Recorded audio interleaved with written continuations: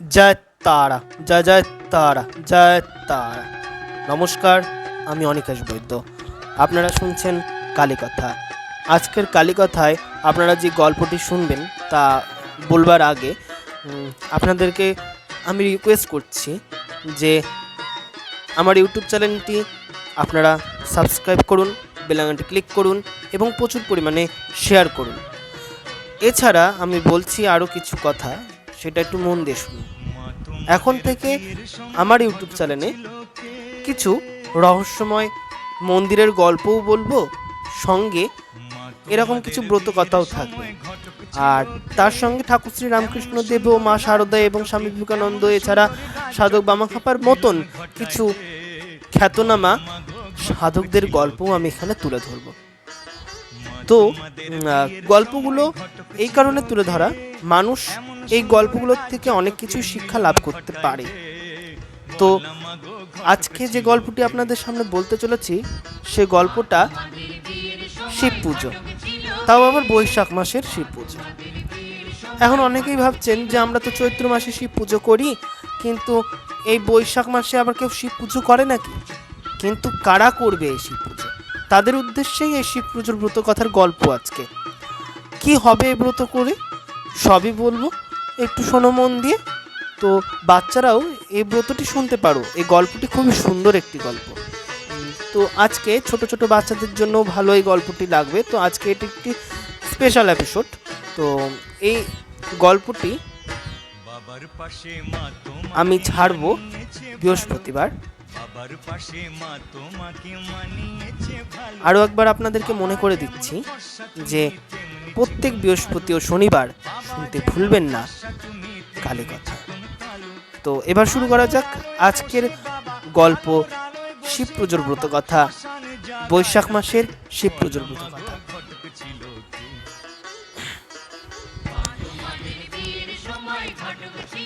কৈলাস পর্বতে একদিন মহামায়া মহাদেবকে জিজ্ঞেস করলেন,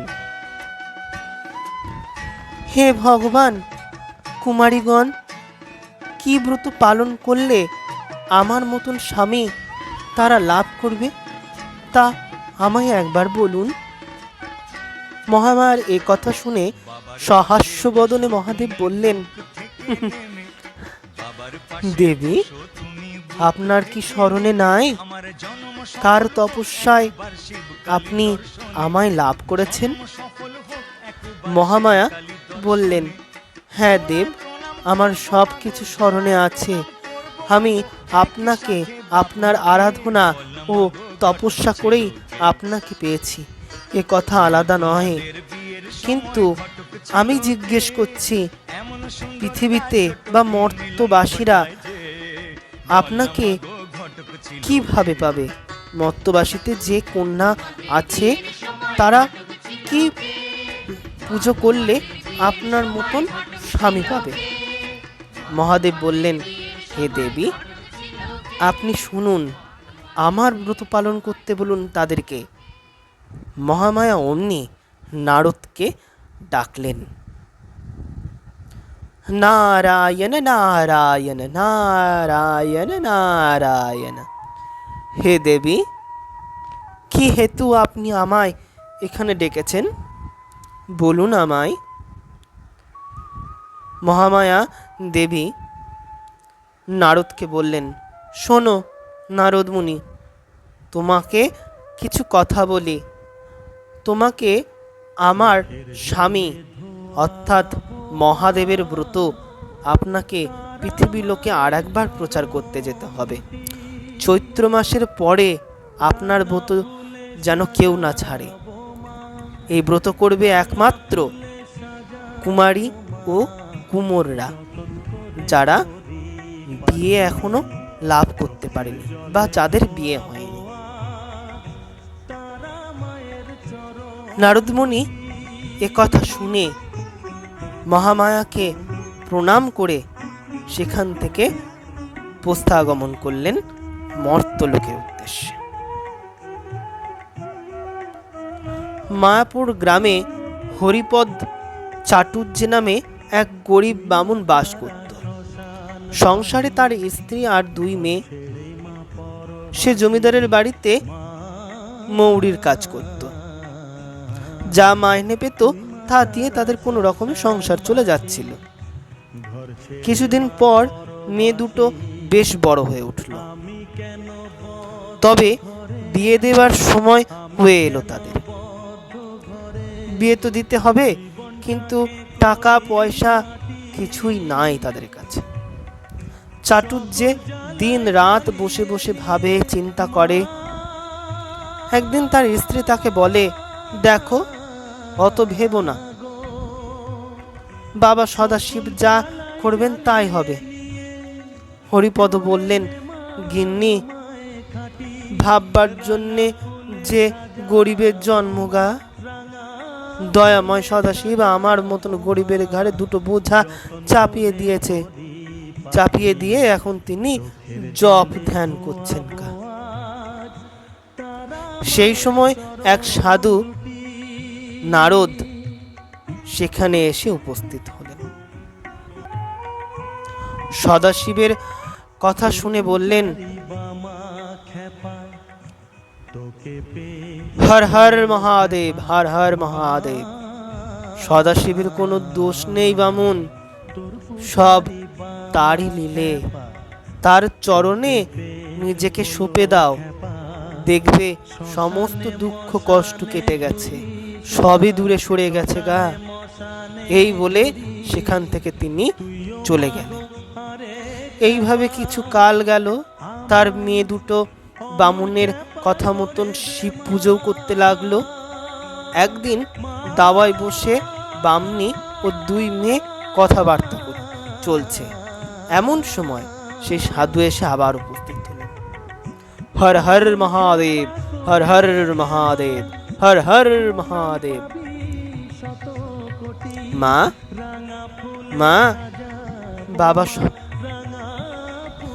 বাবা সদাশিবের ব্রতর মাহাত্ম্য তোমার দুই মেয়েকে বলতেইছি।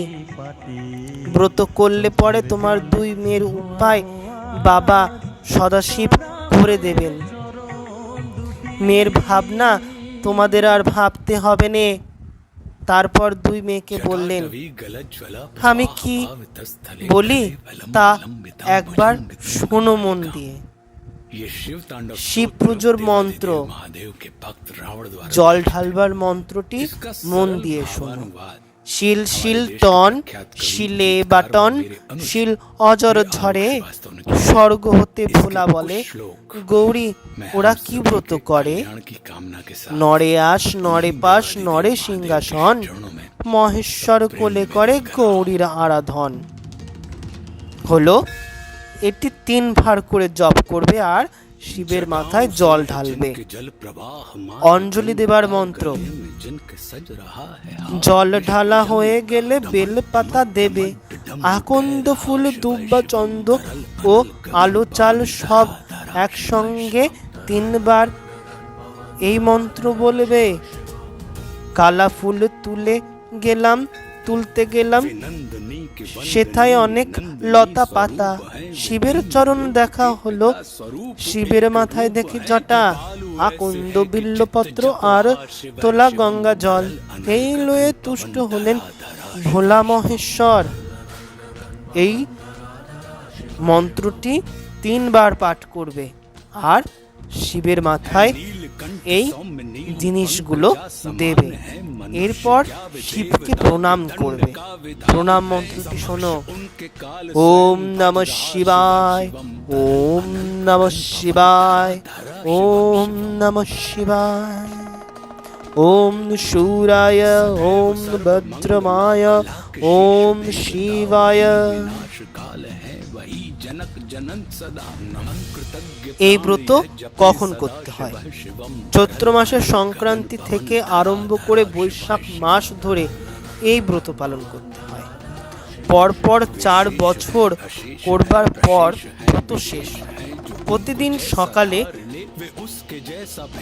গঙ্গা মাটি দিয়ে এই একটি মূর্তি বানাতে হয় বা শিবলিঙ্গ তৈরি করতে হয়, ঠিক নিজের বুড়ো আঙুলের মতো। শিব গড়া হয়ে গেলে পূজার স্থানে বেশ পরিষ্কার করে রাখতে হয়। সেখানে গোল করে গোবর দিয়ে পুটুলি দিতে হয়। তারপর চৌকো মণ্ডলী তৈরি করতে হয়। তারপরে সেই মণ্ডলের ভিতর আবার একটি পুটুলি আঁকতে হয়। তারপর গোল মণ্ডল দিতে হয়। তারপর তাতে ত্রিকোণ মণ্ডল আঁকতে হয়। তবে পরিষ্কার তামার পাত্রে বেলপাতা রেখে তার ওপর এই শিবলিঙ্গটি রাখতে হয়। রেখে তার ওপরে গঙ্গার জল দিয়ে তাকে অভিষেক করতে হয় এবং তার ওপর বেলপাতা এবং একটা সাদা ফুল এবং যে যে ফল আছে সেই ফলগুলো বা সেই উপকরণগুলো পাশে সাজিয়ে দিতে হয়। এরপর প্রায় প্রতি সোমবার এই ব্রত পালন করতে হবে কুমার ও কুমারী মেয়েদেরকে, এবং ছেলেরাও এই ব্রতটি করতে পারে। এরপর এই শিব লিঙ্গ বা লিঙ্গগুলি তুলে জ্যৈষ্ঠ মাসে যেদিন তুমি গঙ্গা স্নান করতে যাবে বা ধরো তুমি যেদিন পুকুরে চান করছো, এছাড়া কলেও তুমি যদি চান করো, সেই স্নান সেরে সেদিনকার নিরামিষ খেয়ে তারপর সেই শিব বিসর্জন দিতে হয়। তো এটা অ্যাকচুয়ালি একটা টোটকা। এই টোটকাটা অনেকেই করতে পারো যারা এখনো অবধি কুমারী আছো, অর্থাৎ যে সমস্ত ছেলেদের বা মেয়েদের এখনো অবধি বিয়ে হয়নি, বিবাহযোগ্য হয়ে গেছো, বিয়ে হচ্ছে না, তবে কি করবে, এই ব্রতটি একবার করতে পারো। মানে ধরো ছোট্ট ছোট্ট শিবলিঙ্গ তৈরি করলে নিজের বুড়ো আঙুলের মাপে তৈরি করে সেই শিবলিঙ্গটিকে প্রত্যেক সোমবার বা প্রত্যেক সোমবারেও যদি একটি একটি করে শিবলিঙ্গ তৈরি করো এবং তাকেও যদি এইভাবে পুজো করে তার পাশে ঠিক যে যে উপকরণগুলো লাগবে আমি বলেই দিচ্ছি এখানে, সেই উপকরণগুলো দিয়ে ভালো করে পুজো করে সেগুলো দিয়ে সেবা দিয়ে সেদিন সে ব্রতটি শেষ করে, নিরামিষ খেতে হবে সেদিন, কিন্তু শেষ করে তারপরে তুমি যা ইচ্ছা তাই করতে পারো। পরে জ্যৈষ্ঠ মাসের প্রথম সপ্তাহে যে সোমবার পড়বে সেদিন তুমি এইটাকে ভাসিয়ে দিয়ে আসতে পারো। আর তোমার মনস্কামনা অনুযায়ী একটা সুন্দর বেলপাতা নিয়ে তাতে কিছু লিখে, চন্দন দিয়ে লিখে সেটা তুমি ভাসিয়ে দিতে পারো গঙ্গার জলে। দেখবে কিছু না কিছু হাল ঠিক বেরিয়ে আসবে। জয় তারা, জয় জয় তারা, জয় তারা। কেমন লাগলো গল্পটি জানাতে ভুলবেন না।